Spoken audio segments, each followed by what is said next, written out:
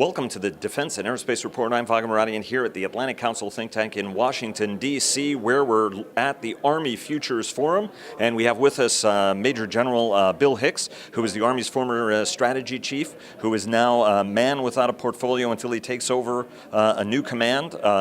Fingers crossed. Talk to us a little bit about the new Futures Command and why it's so important. Yeah, well, thanks, Vago. Just to be clear, I'm there helping them stand this thing up. Where the future lies remains to be seen, but it's a great opportunity to help the Army with, I think, the most significant transformation we've seen in over 40 years going forward. So the concept behind the Futures and Modernization Command is to integrate the disparate functions that currently reside in a number of different organizations across the Army and create a more unified approach to the exploration of the future, the development of the concepts, the requirements and capabilities, the science and technology to enable that, and then the actual acquisition of those capabilities and get those solutions in the hands of soldiers as fast as possible. And is part of this also to avoid the kind of requirements creep and poor definition of some weapon systems that we've seen from the Army, for whether it was the ground combat vehicle or anything else, is part of this idea to sort of refine, have clearer thinking, connect the warfighter more directly to the gear and stuff that they're going to be using in the future? It certainly is to refine our thinking, absolutely, and to better connect the potential of technology and what is physically capable, possible, so that we do write requirements that can be achieved in a more responsive manner. Yeah. You were talking to reporters just a moment ago, and they were asking about different elements and thinking to bring together. Are there things that you like from the way, for example, because even though what the Navy and the Marine Corps and the Air Force do, at the end of the day, it's still requirements definition and gear acquisition or shaping that process. What are pieces of how each of the the Army gets a beautiful opportunity here to reinvent the future. What are elements of each one of these that you like, that you'd like to incorporate into this new organization? Well, first, I would say that one of the interesting things is the other services admire some of the things we have as well. But to answer your question specifically, I think that the way the Navy approaches things with the relationship with their SysComs, to their program managers and program executive offices is one of the things we're looking at as a potential model, as a best practice. As I said to the other group, that doesn't obviate the legislative authority and responsibility of the acquisition executive and, of course, the Secretary and the Chief. But I think below that level, you get a cleaner relationship between the user representatives and the capability developers, the people who are actually overseeing development of systems. Yeah. Let me, you and I were talking about how we admire General Sullivan and the Army digitization drive, and we've heard this over the years from Army leaders, almost disconnecting technological evolution with the fundamental role of soldiering.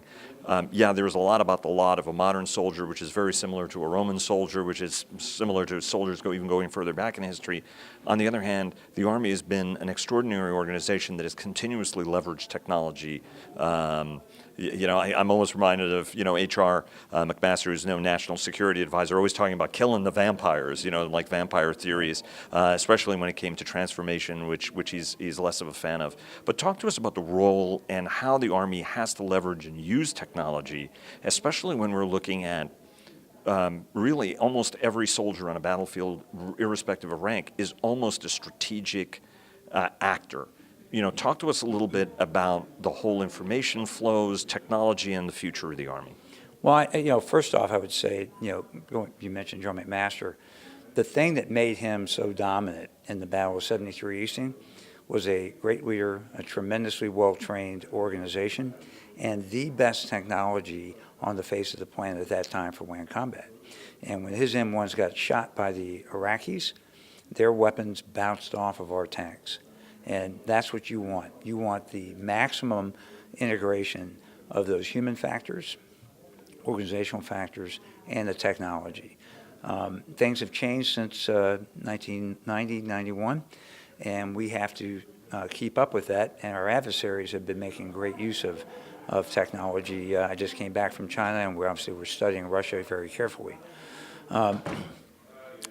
and we talked about this today in this forum, the technology, along with social, cultural, and political factors, changes the methods of war on a recurring basis. And if you don't keep up with that, you could find yourself in a bad place. So we recognize we're in the information age. The networking of soldiers and those capabilities is hugely important to getting more out of what we have, and in the future, getting ahead of our adversaries in dominant ways, and we'll pursue that. What about the intellectual processes that go with those technological changes? Do you think that there has to be changes in the Army education system to be able to, in Iraq and Afghanistan, we had radios and could call, and that was something that we did, and it was a permissive environment. There are other environments that will be less permissive. Do you think that the training curriculum, thinking in the Army has to change to be able to adapt to what will be even faster battle cycles in the future, and ones that may not have as much connectivity as we would like? Yeah, so we try to train as we fight. The issues you raise are real ones.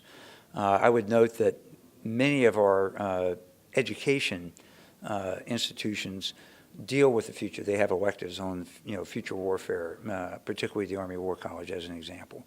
And so that's one way we do things on the intellectual side. In training, there is electronic warfare and cyber operations deployed against us at our training centers.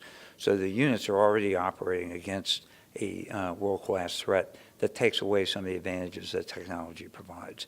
And the units have to learn how to adapt underneath that challenge. One last quick question. Russia and China, you just got back from China, you're paying attention to Russia. What are things that both of these potential adversaries are doing that are shaping your thinking about the future? Yeah.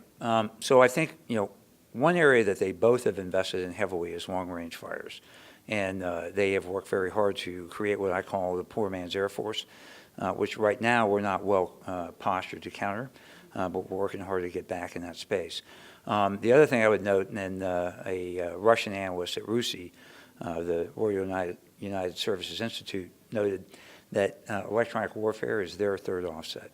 They have gone heavy into that to counter our networks, and we're working hard to take that away from them. And about China? Like I say, China, they also, EW, cyber, and long-range fires are 3 areas we're concerned about. And there's a big football game. You're a 1981 United States Military Academy graduate. How do you think things are going to go for the big game? Well, I think we will repeat last year's feat and go Army beat Navy. All right, sir. Thanks very much. Thank you.